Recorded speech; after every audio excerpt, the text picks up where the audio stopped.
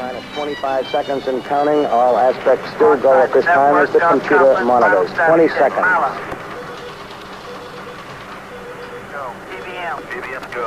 Guidance release 15, 14, 13, 12, 11, 10, 9. We have ignition sequence start. 6.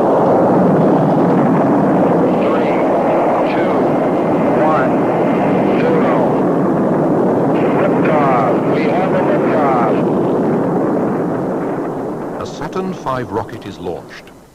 Its destination, the moon. Yet as we watch this giant product of our age soar into space, we are apt to forget the millions of mathematical calculations that need to be carried out to send the frail capsule winging into space for a pinpoint landing after the 250,000-mile journey.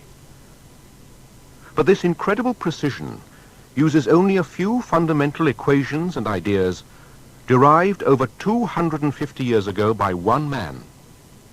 Our very technology, and our travel to other worlds in particular, are founded on the work of a strange, lonely, seemingly proud but fascinating man, one of the greatest geniuses of all time, Sir Isaac Newton.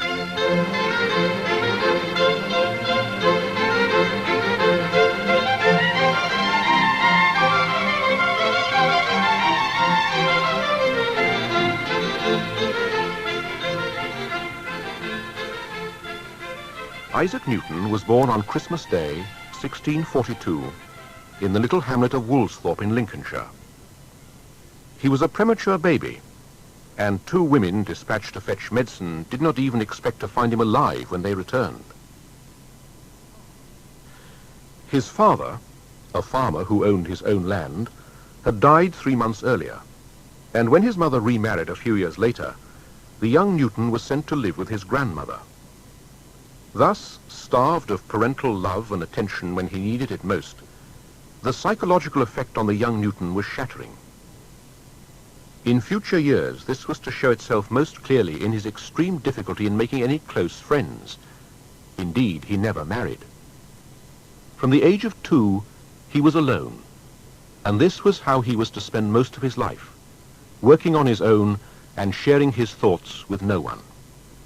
At school, there was little to indicate the brilliance to follow. Newton is an inattentive pupil and lives in a world of his own making. He is the last boy in the last but one class. But by the age of 15, when he was needed to manage the family estates, he had significantly improved. Newton now enjoys the highest position in the school. But back at the farm at Woolsthorpe, he quickly realized his vocation was not to be on the land. He amused himself with mechanical inventions. He designed and built water wheels, windmills, and water clocks. He gained an early awareness of the movement of the sun when he constructed sundials, one of which still exists, and he experimented with kites. It is said that he sometimes mischievously tied lanterns to the tails of his kites to terrify the country people who took them for comets. He was an avid reader, and while the sheep went astray and the cattle enjoyed themselves among the corn, Newton could often be found totally oblivious, perched under a tree with a book in his hands, or shaping wooden models. His mother, however, would probably have described it as idleness. Newton claimed he undertook his first scientific experiments when he was 16, on the very day that the Protector of England, Oliver Cromwell, died. There was a ferocious storm that day. In order to determine the force of the gale, I jumped first in the direction in which the wind blew, then in opposition to the wind, and after measuring the length of the leap in both directions and comparing it with the length to which I could jump on a perfectly calm day, was enabled to compute the force of the storm.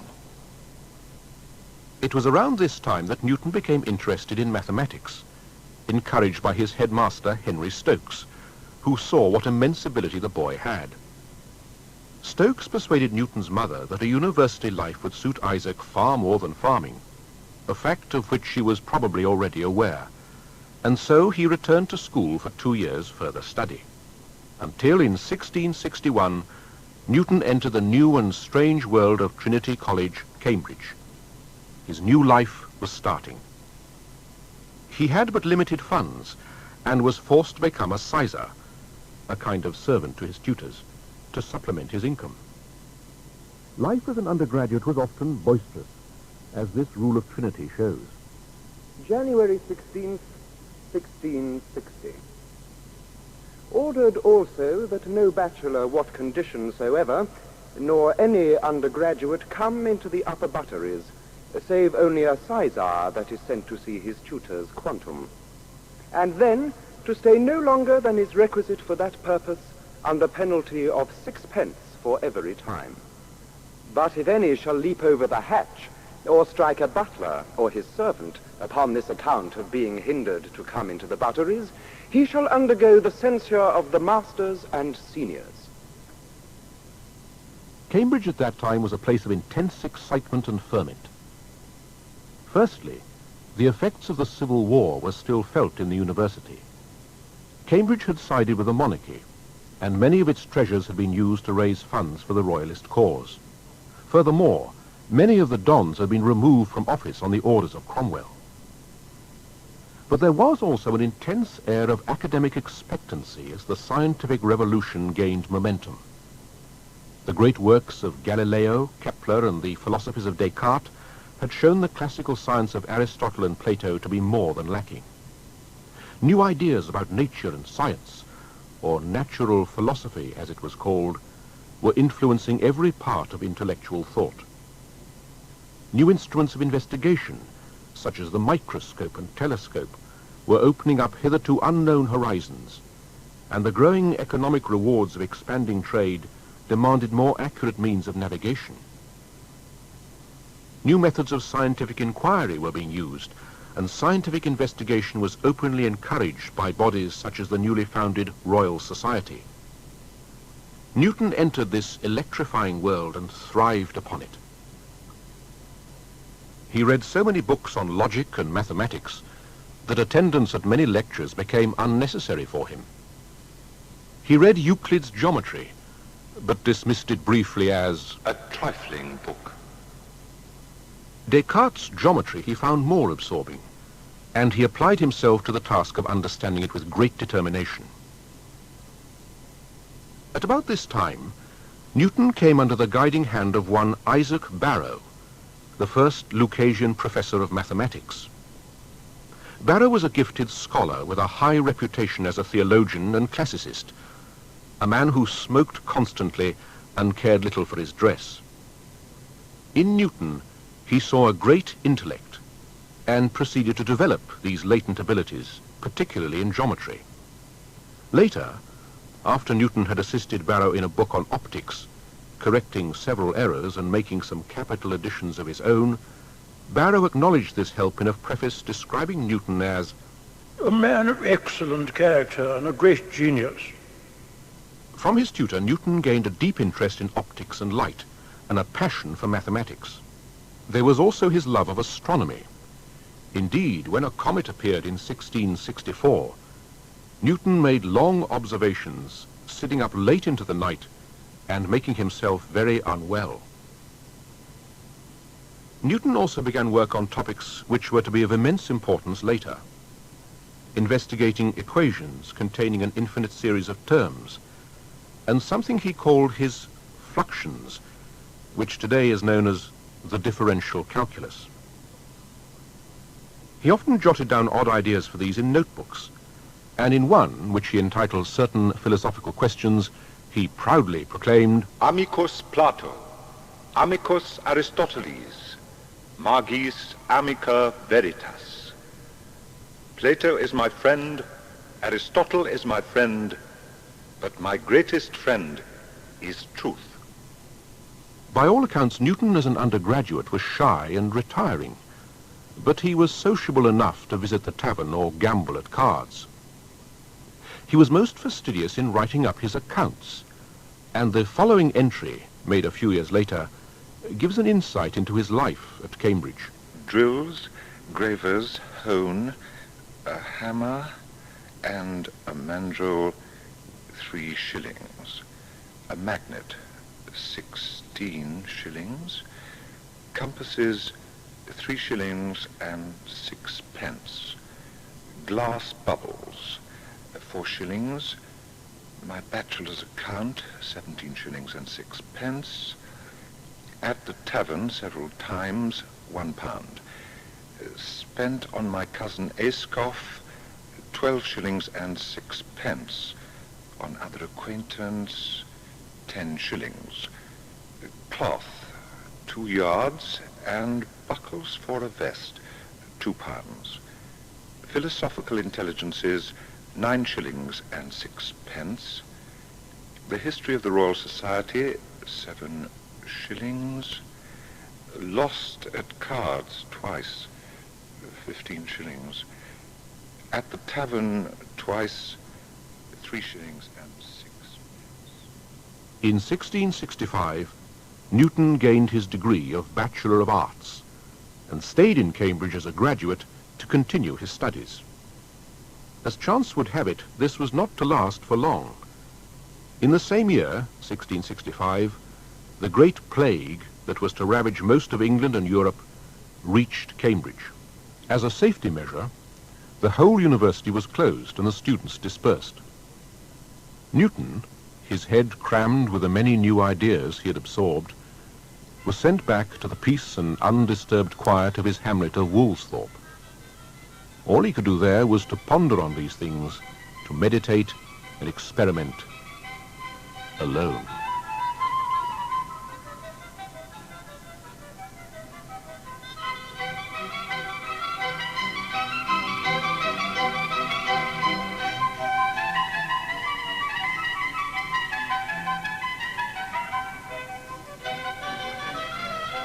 The terrible plague closed the university for 2 years, from 1665 to 1667. At home in Woolsthorpe, Newton had plenty of time to sort out the many ideas that filled his head. I was in the prime of my age for invention and minded the subjects of mathematics and philosophy more than at any time since. His investigations followed 3 main lines: mathematics, optics, and astronomy. Firstly, in mathematics, he improved and developed his fluxions, his version of the calculus. Next, Newton experimented with optics and colours. He was drawn into this by his interest in the telescopes which he constructed, grinding the lenses himself. All telescopes at this time consisted of 2 lenses mounted in a tube, but this type incurred 2 disadvantages. Powerful telescopes had to be made exceedingly long. Some were over 200 feet in length. Secondly, they suffered from what is termed chromatic aberration, giving all images coloured outlines and made them blurred and indistinct. The nature of colours, how they were produced, what caused them, had vexed philosophers from the time of the Greeks, and many ingenious but totally erroneous hypotheses had been proposed. For example, Isaac Barrow, Newton's mentor, was definite on this subject. White is that which discharges a copious light equally scattered in every direction. Black is that which emits light not at all or very sparingly. Red is that which emits light more condensed than usual, but interrupted by shady interstices. Blue is that which discharges a rarefied light, as in bodies which consist of white and black particles arranged alternately, such, for example, as the clear ether on the sea, in which the white salt is mixed with the black water.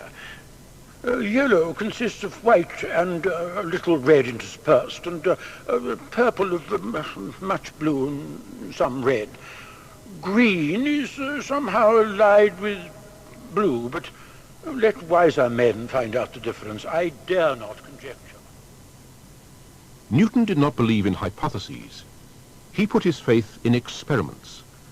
and using some prisms which he purchased at a local fair, he began his classic investigations into the science of optics.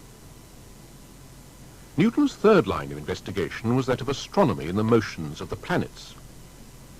What force kept planets in their paths round the sun?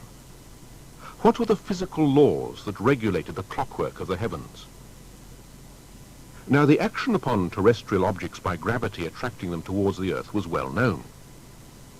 Newton's revolutionary idea was that the moon was falling towards the Earth by that same attraction that pulled earthly objects down towards the center of the globe.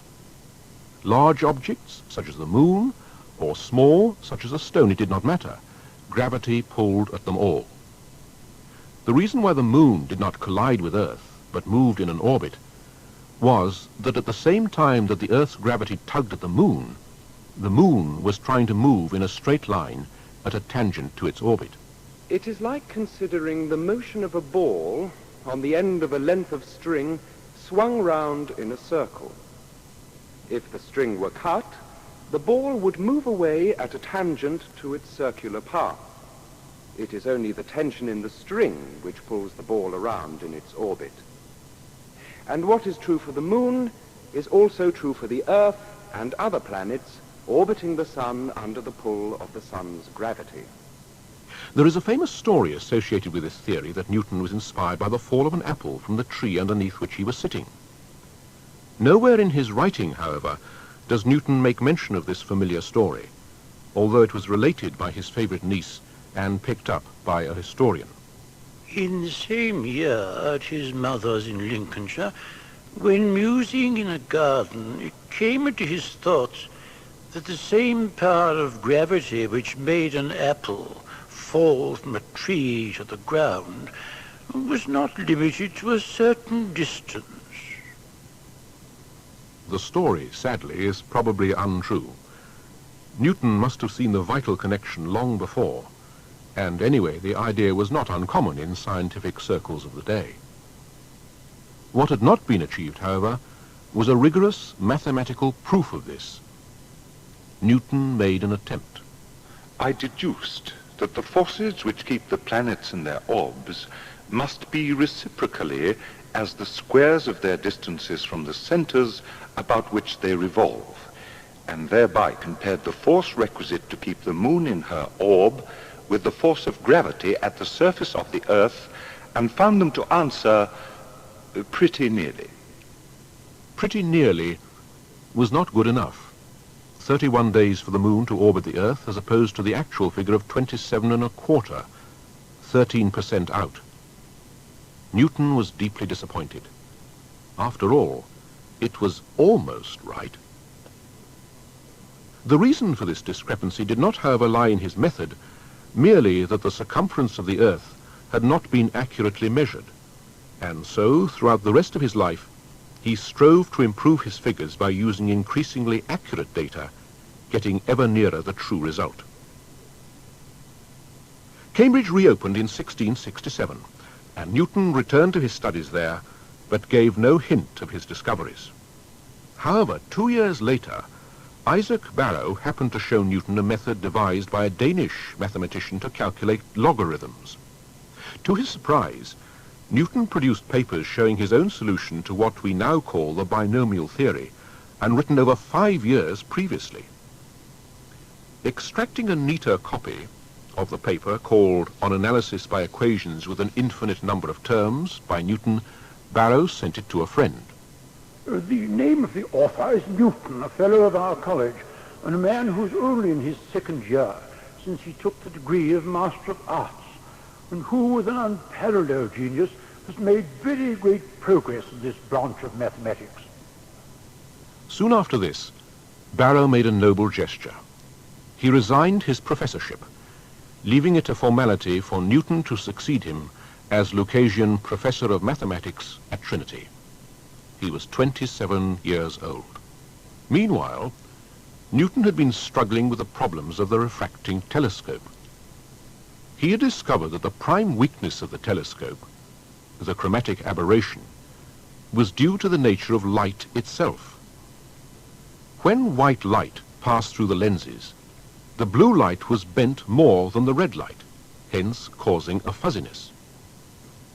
The fault lay in the actual construction of the telescope, and so Newton discarded the idea of using lenses in telescopes and instead turned to a method proposed by a Scottish astronomer, James Gregory, consisting mainly of a concave mirror to focus the distant light, replacing the two lenses. After studying this reflecting telescope, Newton made some significant improvements and constructed such an instrument for himself. The mirror caused him a few problems, as glass mirrors were unknown, and the finish on the polished metal looking-glasses of the day was far from acceptable for this purpose. Falling back on his knowledge of alchemy, Newton experimented with a variety of metals for his mirror, and decided on an alloy of tin and copper. The completed telescope was 6 inches long, 1.5 inches in diameter, and could read a printed page at 100 feet. But most important, it represents things distinct and free from colors. Such an important invention as this could not remain secret long, and in 1671 the news reached the Royal Society itself, who requested a demonstration. They were highly impressed, and immediately elected Newton as a member of its illustrious brotherhood. Newton, however, seemed somewhat bemused that his invention had caused such a stir. I am surprised to see so much care being taken about securing an invention of which I have hitherto had so little value, and therefore, since the Royal Society is pleased to think it worth the patronizing, I must acknowledge it deserves much more of them than of me, who, had not the communication of it been desired, might have let it still remain in private, as it hath already done some years. As a member of the Society, Newton felt obliged to disclose his discoveries concerning the nature of light. In a series of brilliant experiments conceived at Woolsthorpe during the plague years, Newton had showed that white light was an amalgamation of all the colors and all their shades, from the deepest red through orange, yellow, green, blue, and indigo to the darkest violet. Here is Newton's own version of the experiments. I procured me a triangular glass prism to try therewith the celebrated phenomenon of colors, and in order thereto, having darkened my chamber and made a small hole in my window shuts to let in a convenient quantity of the sun's light, I placed my prism at his entrance, that it might be thereby refracted to the opposite wall. It was at first a very pleasing divertisement to view the vivid and intense colors produced thereby, but after a while, applying myself to consider them more circumspectly, I became surprised to see them in an oblong form, which, according to the laws of refraction, I expected should have been circular. I saw that the light tending to one end of the image did suffer a refraction considerably greater than the light tending to the other. And so the true cause of the length of that image was detected to be no other than that light consists of rays, differently refrangible, which without any respect to a difference in their incidence, were, according to their degrees of refrangibility, transmitted towards diverse parts of the wall. Then I placed another prism, so that the light might pass through that also, and be again refracted before it arrived at the wall. This done, I took the first prism in my hand and turned it to and fro slowly about its axis. When any one sort of rays hath been well parted from those of other kinds, it hath afterwards obstinately retained its color, notwithstanding my utmost endeavor to change it. I have refracted it with prisms, and reflected it with bodies which in daylight were of other colors. I have intercepted it with the colored films of air interceding 2 compressed plates of glass, transmitted it through colored mediums, and through mediums irradiated with other sorts of rays, and yet never produced any new color out of it. Hence it comes to pass that whiteness is the usual color of light, for light is a confused aggregate of rays imbued with all sorts of colors as they are promiscuously darted from the various parts of luminous bodies. Newton went on to explain, using his theory, why red objects appear red, how a rainbow is produced, and the reasons for many other phenomena. It was a masterly series of elegant experiments and original deduction. In a single paper, Newton had demolished all the wild and fancy hypotheses of the past, and suddenly light, one of the most important of man's senses, had been laid bare. The effect on the 17th century world was like a revelation.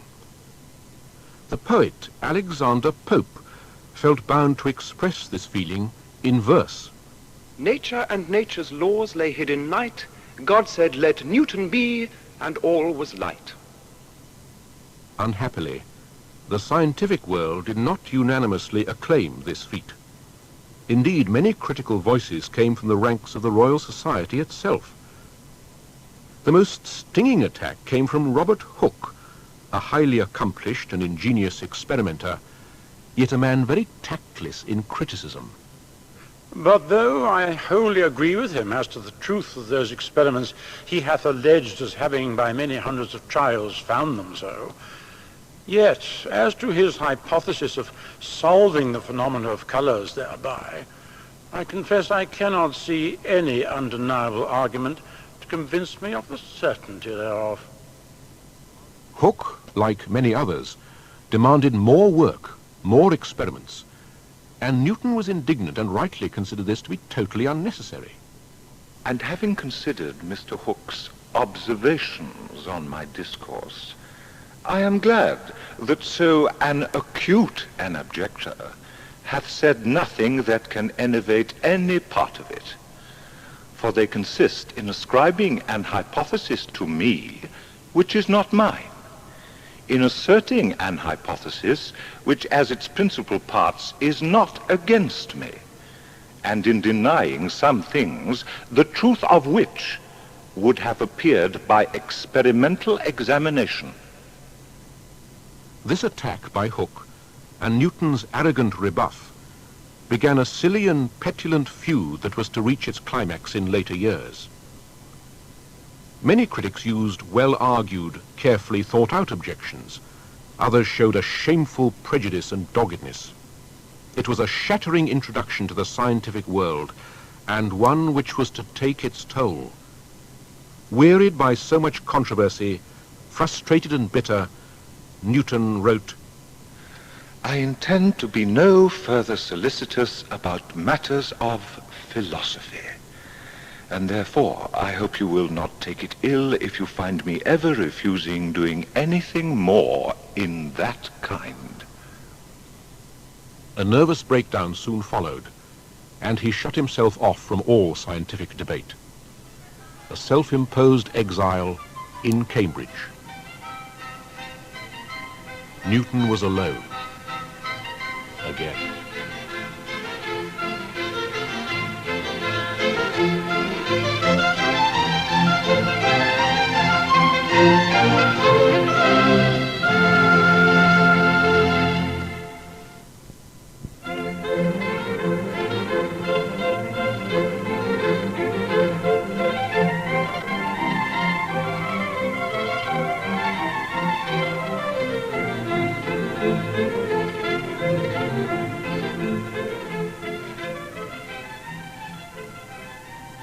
Even by the year 1672, when Newton was 30, science owed him a great debt. His achievements were masterly. The nature of white light, the true doctrine of color, the differential calculus, besides many minor results, the binomial theorem, the reflecting telescope, and the development of the sextant. Any one of these would be sufficient to immortalize the name of its developer.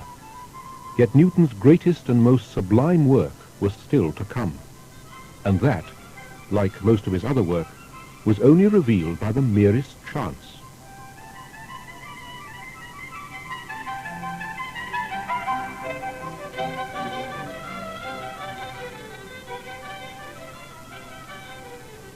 London in 1684.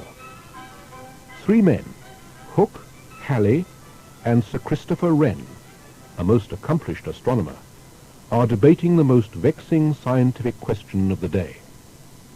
Come then, Mr. Hooke. Then what path do you think a heavenly body describes around the sun? It seems clear to me that denying a circular orbit, then that path must be an ellipse. Oh, this is all very fine, Mr. Hooke. You are not the first in this notion. I myself have long entertained such an idea. But can you demonstrate to us the mathematical proof of such an hypothesis? Most certainly. I have indeed calculated it, only I've mislaid it somewhere. Give me leave to find it, and I shall send it to you straight away. But despite Wren's offer of a reward, Hooke could not produce the proof. In despair, Halley journeyed to Cambridge to see the one man who might help. Mr. Newton, I intend to waste but little of your time, so I shall immediately broach the matter which brought me hither. What curve do you think the planets would describe, supposing the force of attraction to be reciprocal to the squares of their distance from the sun? It would describe an ellipse. But how do you know? Why, I have calculated it. You have actually calculated it? Most assuredly. Wait, I have the paper somewhere. No, I cannot locate it at present, but I promise you I shall dispatch it as soon as possible.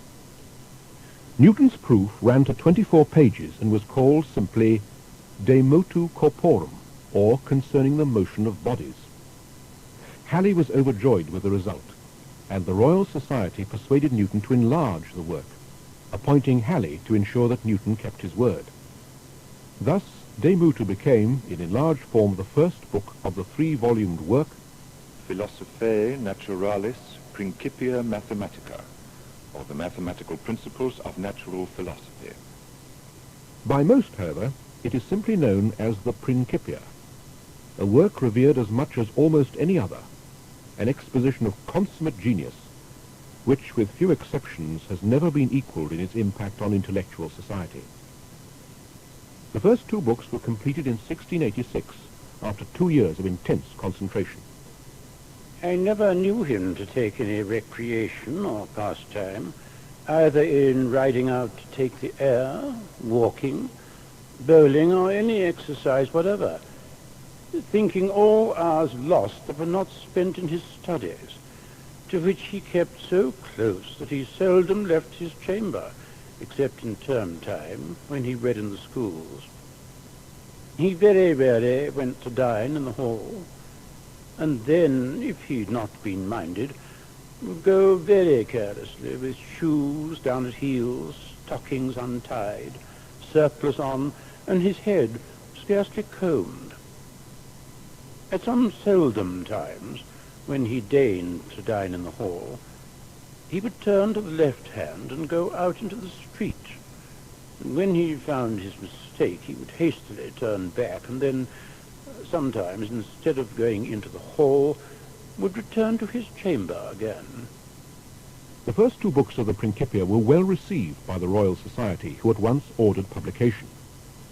However, their funds were very low, and the whole venture was only saved when Halley invested his own money in the publishing. Halley's influence was also needed for another more serious incident. It is first hinted at in a letter to Newton. There is one thing more that I ought to inform you of, that Mr. Hooke has some pretensions upon the invention of the decrease of gravity being reciprocally as the squares of the distance from the center. He says you have the notion from him. How much of this is so, you know best, as likewise what you have to do in this matter. Only Mr. Hooke seems to expect you should make some mention of him in the preface. In reply, Newton launched a blistering attack on Hooke, accusing him of being a charlatan and a plagiarist. Strong words for those days. He has done nothing, and yet written in such a way as if he knew and had sufficiently hinted at all but what remains to be determined by the drudgery of calculations and observations, excusing himself from that labour by reason of his other business, whereas he should have excused himself by reason of his inability. For 'tis plain, by his words he knew not how to go about it. Now is not this very fine? Mathematicians that find out, settle, and do all the business must content themselves with being nothing but dry calculators and drudges, and another that does nothing but pretend and grasp at all things must carry away all invention.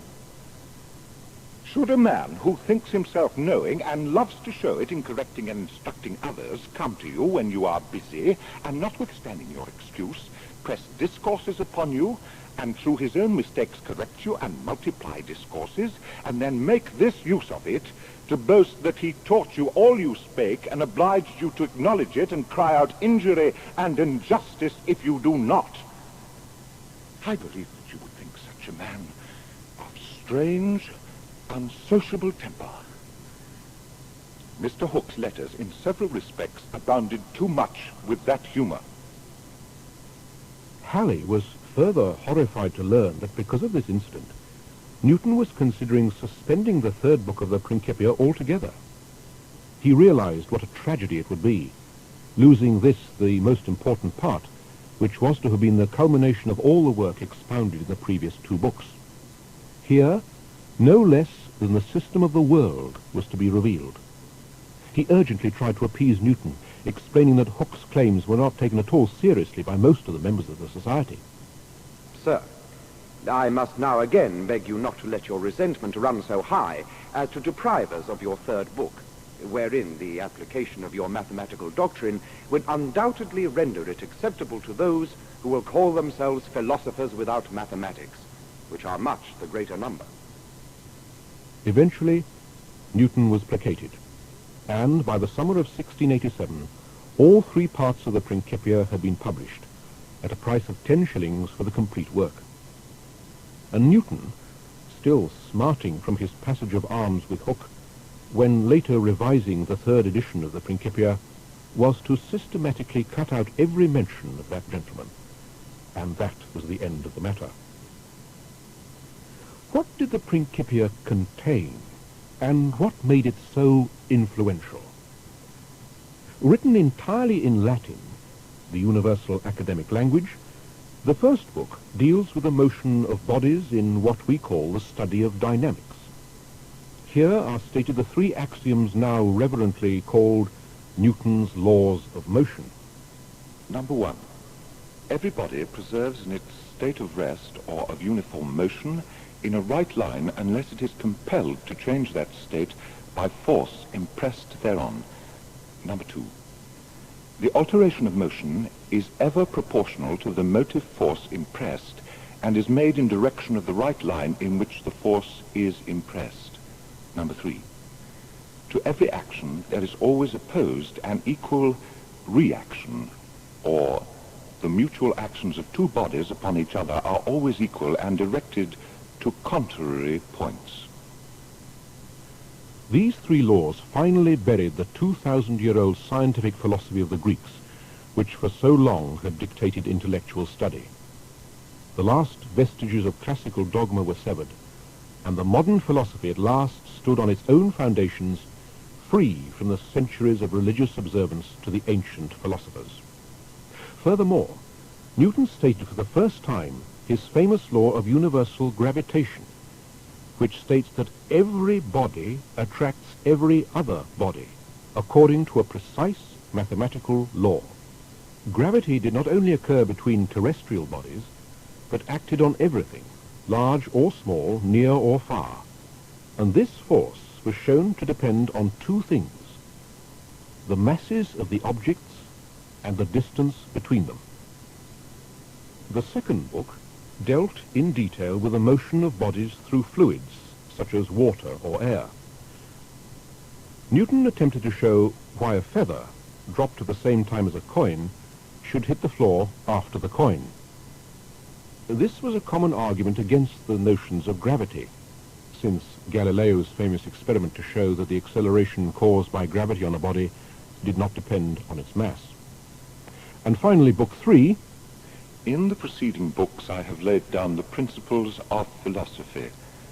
It remains that from the same principles I now demonstrate the frame of the system of the world. Thus it was that this book became known as the System of the World. Here, Newton uses all the proofs and techniques previously described in predicting and modelling the shape and motion of the universe. His mathematics is used to show the cause for a whole host of phenomena. He proved Kepler's laws of planetary motion, described the motions and perturbation of planets, described comets, calculated the length of a day on Jupiter from its shape, and likewise found the true shape of the Earth to be a flattened sphere.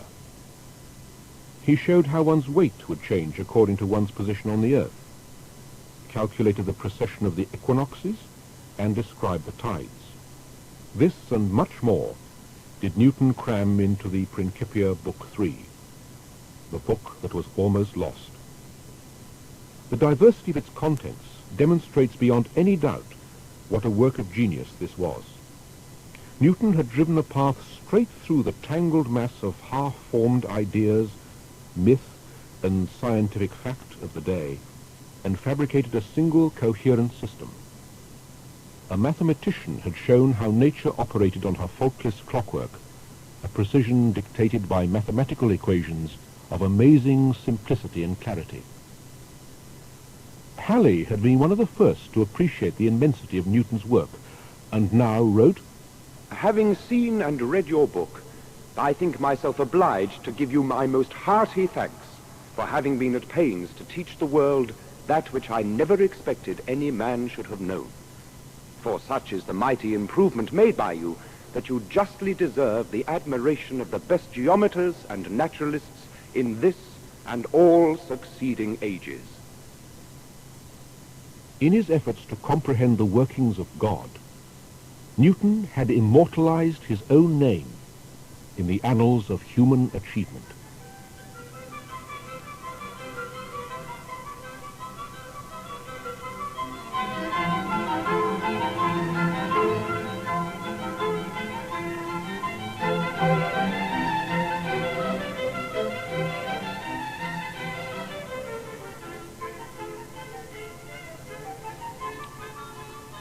With a strange perverseness that all too frequently occurs in science, Newton's Principia was not well received.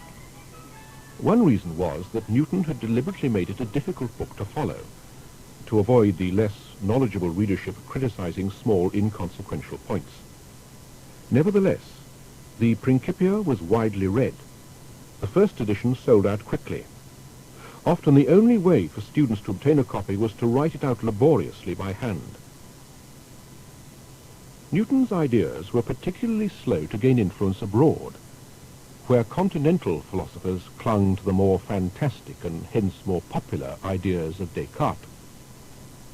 Genuine vindication of Newton's views came long after his death, firstly by a stout defense by the philosopher Voltaire, then by Newton's main ally, Edmund Halley, who, using the equations in the Principia, forecast that a certain comet would return in 1758. For this prediction, which came true 16 years after his own death, the comet now bears Halley's name. This finally put Newton in an unassailable position as the foremost scientist of all time. It would be wrong to say Newton's genius was unrecognized at the time. In 1703, at the age of 60, he was unanimously elected President of the Royal Society, a post which he held until his death 26 years later, and in 1705, Queen Anne knighted him for his services to science. But much was to happen before this honour. In the 10 years after the Principia's publication, he worked and lectured in Cambridge, and for a short spell became the university's Member of Parliament. Though a conscientious attender, he characteristically never spoke in debate, preferring quiet detachment. He spent much time in correspondence, elaborating and exchanging ideas with other mathematicians, and solving hitherto incalculable problems with an almost embarrassing ease. By the time Newton became president of the Royal Society, he had at long last achieved a stable financial position. In 1696, he was appointed Warden of the Royal Mint, and later Master of the Mint, a task which finally secured his financial position. He was appointed at the time when coin clipping, cutting off small parts of the coins to make new ones, was at its worst. The Crown needed a responsible man to oversee the introduction of coins with milled edges to prevent the practice of clipping. Newton, typically, carried out his duties most punctiliously and sent many counterfeiters to the gallows. Newton had a long interest in metals, from lodging in the apothecary shop in Grantham in his school days, through to the investigations into mirror grindings for his telescope. At the Mint, he was involved with metals, and from the 1690s onwards, his experiments became a strange mixture of alchemy, transmuting metals from one to another, chemistry, and mysticism. His secretary told of these investigations.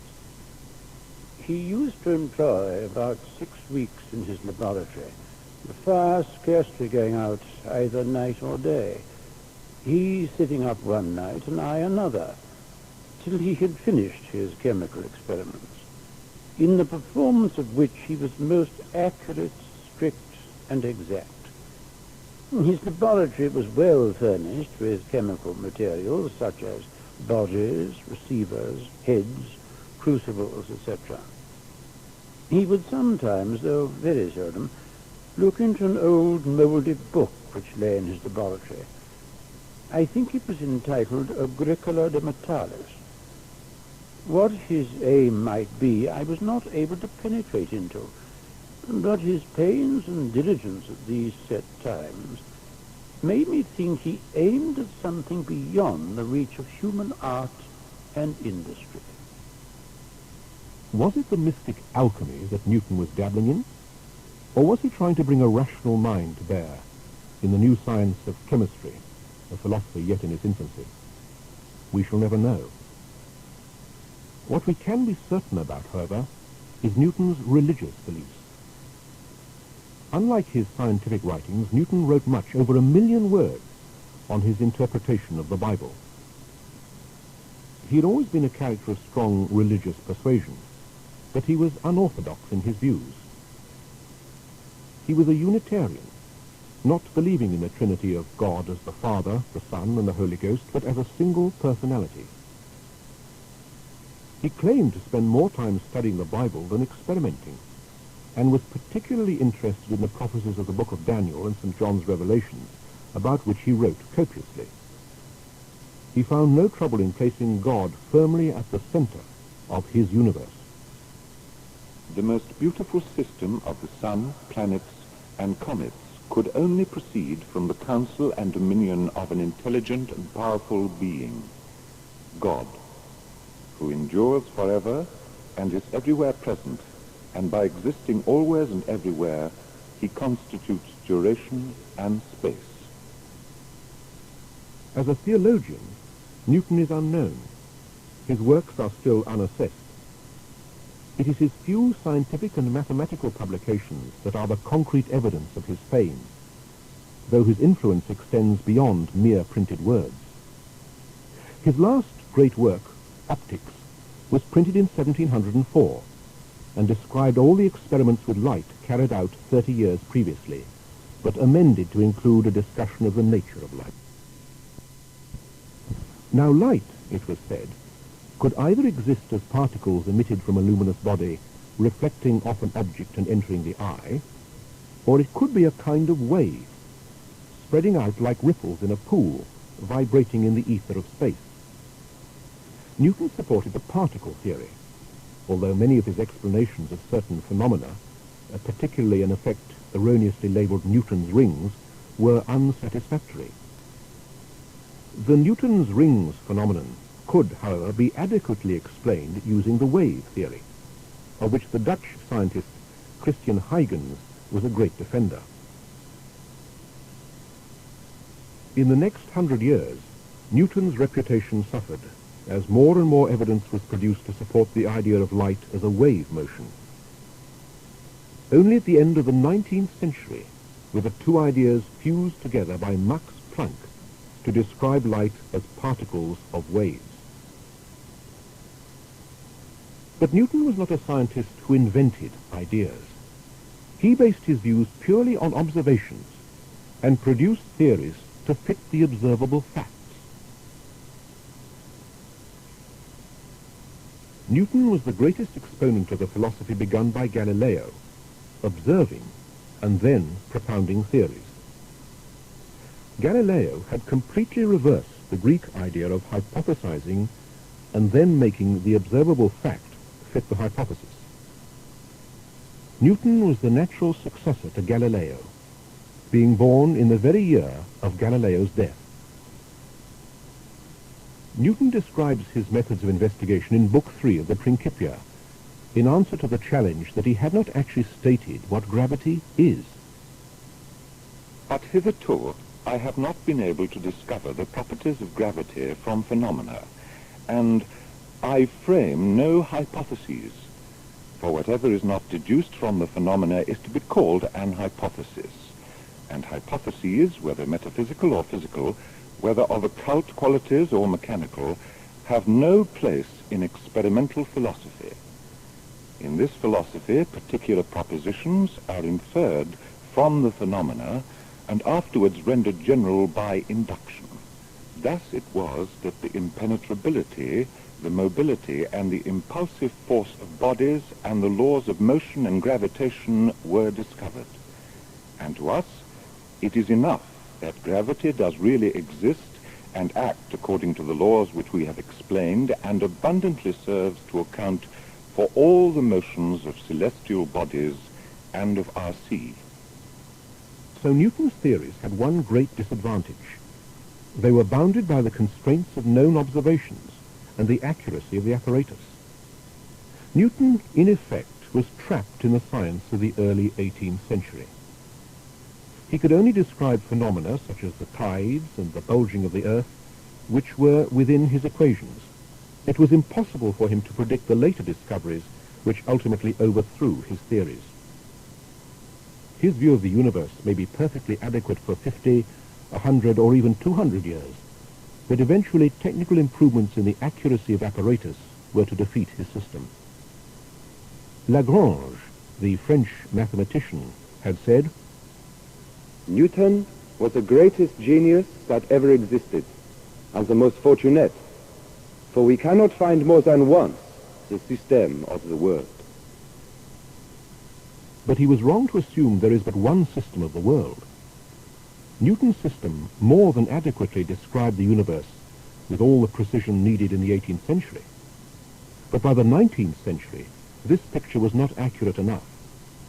It was itself too simple, and the weakness in Newton's reasoning was the basic assumption he had made at the very start, namely that space was everywhere uniform and could be defined using simple geometry within a framework bounded by three straight lines, the x, y, and z coordinates of classical geometry.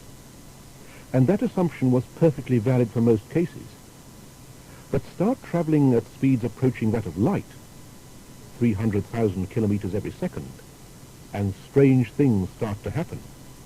Time slows down, bodies start to shrink. Furthermore, around massive objects, such as stars, space is not flat and uniform, but curved.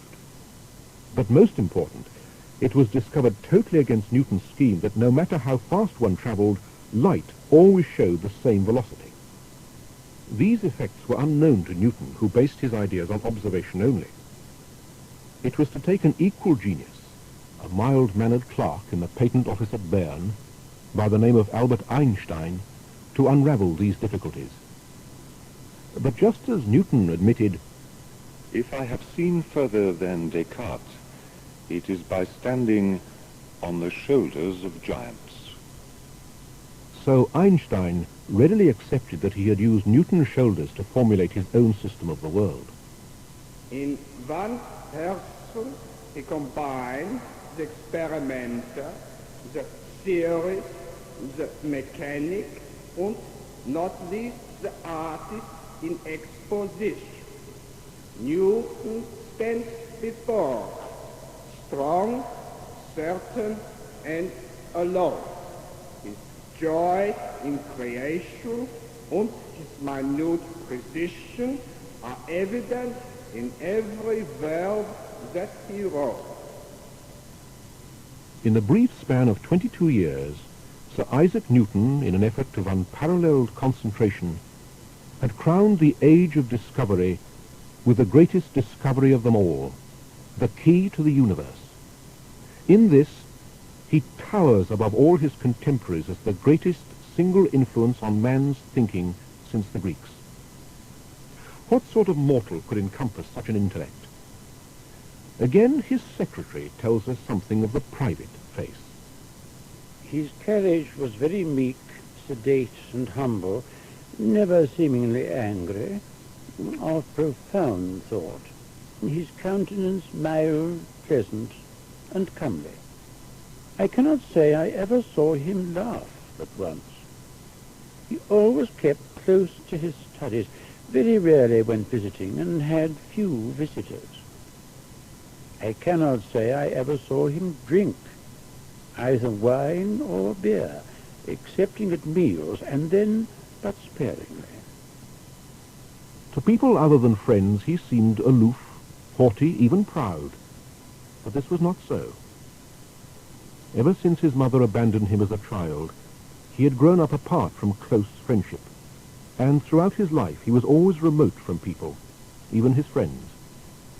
Yet he was immensely generous, giving large sums of money to his relations and acquaintances, the money having been saved from a frugal existence.